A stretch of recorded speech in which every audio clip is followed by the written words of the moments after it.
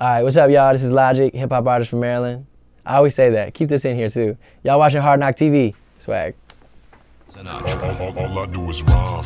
All I do is get this money. All I do is grind. Play shows and chill with honeys. All I do is shine. Show the world, ain't it funny? I'm one of a kind. Yeah, my name is Logic. If you don't know by now, I'm always on my grind. Take us back to 17. Mm-hmm. You talk about leaving school. Oh, yeah. 16, yeah. 16, leaving school. 17, you left your mom's house. Yeah. And then you were sleeping on the couch, 2 jobs, and music. Yeah. Can you put us into that period of time? That was crazy, man. See, like, you know, I don't want there to be a misconception about my family. I have a really great family, you know?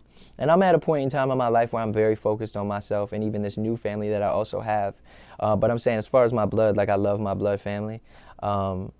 But, and I just don't want there to be a misconception. Like when I talk about the problems or the things that I went through with my father, like that is in the past. You know what I'm saying? Sometimes we don't see eye to eye even today, but I mean, that's anybody, that's any friend or relationship or anything like that. But, you know, he's doing good and he's you know, doing his best to stay off drugs and shit like that.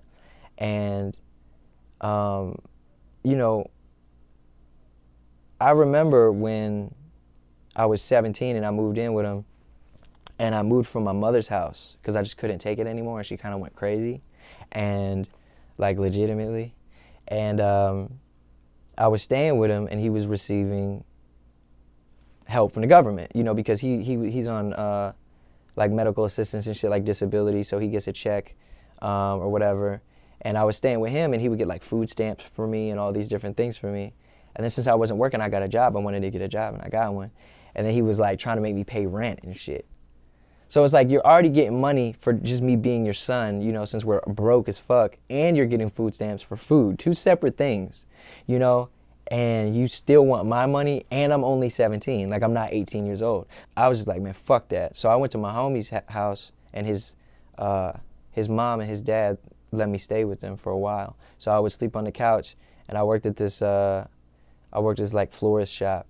And then while I was working there, I was also working at Jiffy Lube on 355 in Maryland in Gaithersburg. So I would go to Jiffy Lube. I'd wake up around 4:35, get ready. Had to be there by like 5:36. You know, work that for anywhere between 6 to 8 hours. Then go across the street where the florist spot was, and then work that as well. And then come home, and then I work on music till like 2, sometimes even 3 in the morning, and only get a few. But it's like, I didn't see that. I didn't see like, oh, fuck, or this, or this, or this. Like, I just saw music is what I want, and I'm going to do anything to attain it. And that's why, like, I don't promote, like, not getting your education and shit. Like, it just really isn't for some people. And it's not even like I dropped out. It's just like I wasn't paying attention. I didn't really give a damn, because of all the things that were going on in my personal life. It was just so hard to focus, but it was so easy to write raps. Because my rap, I wasn't like, yeah, bitches and money and da-da-da. And all that shit is cool. It's fun to talk about in, you know, certain times. But especially at that time in my life, it was more like honest and real and painting a picture of what was going on at that moment in time. And that's just where my heart is. But the reason I said, you know, bring up education is because if I could work 2 jobs and work on music at the same time, and pay my bills and do my best just as an independent young man at the time, like, you can go to school. You know what I'm saying? Like, you could go to school and get your degree, dude. Like, it's so easy, and just rap.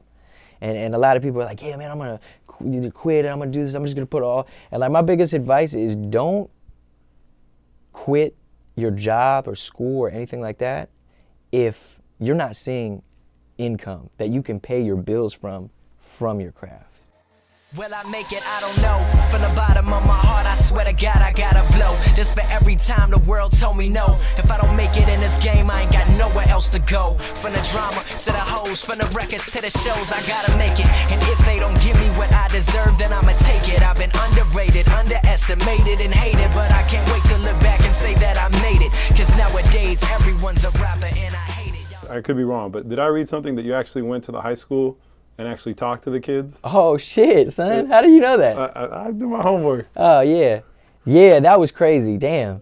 Yeah, man. I don't know how. Somebody hit up my manager and basically wanted me to come in for career day to my old high school. And it was amazing, man. Like, it was really crazy, dude, because they had me, this was like 2 years ago. I think I was like 21 at the time. And they had me come to the place that like I essentially got kicked out of, that they kind of kicked me out of. And it's like, you're a lost cause, you know? And there's some great people there, but obviously somebody made the decision to just be like, get the fuck out of here. I wasn't like a terrible kid, I just wasn't showing up, you know? And hey, what are you to do if the kid's not gonna show up? And just to know that I could come back and they give me a plaque, it said a degree of excellence. And, you know, I'm standing next to lawyers and doctors and police officers and like people that are making the world a better place, and to be able to talk to the kids is crazy. And I remember before they handed me the mic, so it was like hundreds of kids, you know, and before they handed me the mic, they were like, don't say you didn't graduate. And then they like handed me the microphone, and I was like, all right. And then I go, and I just avoided it the whole time. And some kid was like, yeah, I have a question. So did you graduate high school? And I looked back, and I was like, man, I can't be a hypocrite. I was like, no, I was like, I didn't. And then I went to explain what I told you earlier about my home situation and everything. And I was like, I wasn't strong enough to stay in school. And I was like, there's people here today that are blessed and fortunate to have parents or family members or grandparents or whoever they stay with that push them to come to school every day and to get an education. And I said, I didn't have that. And I said, there's people in here who don't have parents and don't have these good figures or good homes that are telling them to do that. And yet they're still here, and they're stronger than even I was. So I was like, yeah, motherfucker. Like I looked back and was like, yeah, I killed that question. It was cool. Why are we on this earth? Why must we feel pain? Why does everybody feel the need to judge one another when we're all the same?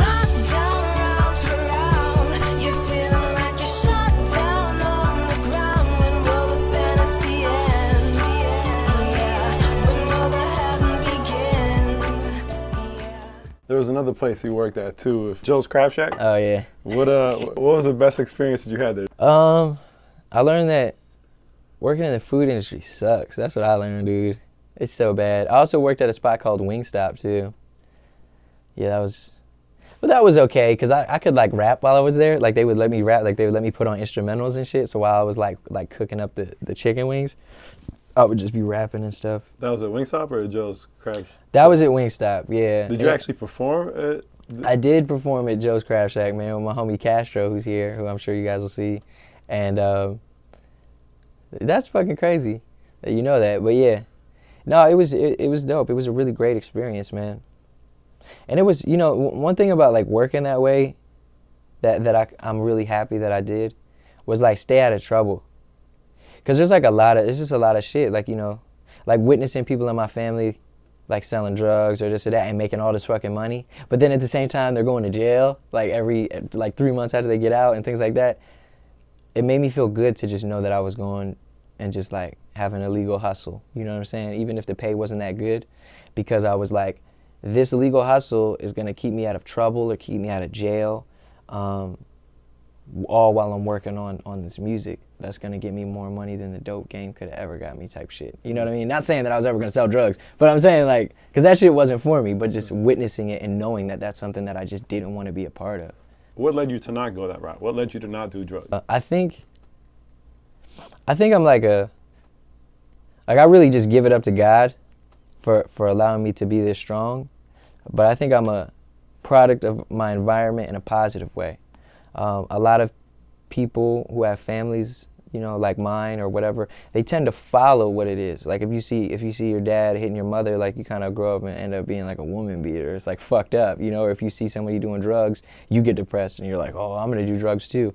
But I was looking at motherfuckers and like, I'm not gonna do that shit. Like I saw what it did and I was like, nah, I'm straight.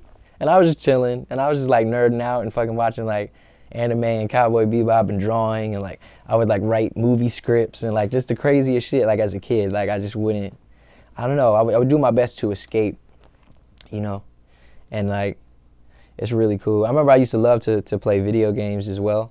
Like there's a series called Uncharted that's super dope, and it's like a movie and like shit, and I used to kind of get lost in it because it was like another world. But then as I progressed more and more with my music, the video games didn't interest me anymore, because there was no other world that I needed to go to. Like I was happy with my world. I think that's why a lot of people follow in the footsteps of their families and of the people that are supposed to be setting good examples, however in a negative way, because that is their world. So they try to escape that, you know, with drugs and shit like that. But I just did it with music. Do you find that the writing was therapeutic in a way? Oh yeah, dude, totally. Like for real, man. Actually, I was just talking to Noah the other day, man, because I came home and I was like, I need some fucking beats. I was like, nah, I need beats, man. I got all this shit I got to get out and write and all this shit. I was like freaking out for a second. And then I got some beats from him. And now I'm good. So yeah, it's therapeutic.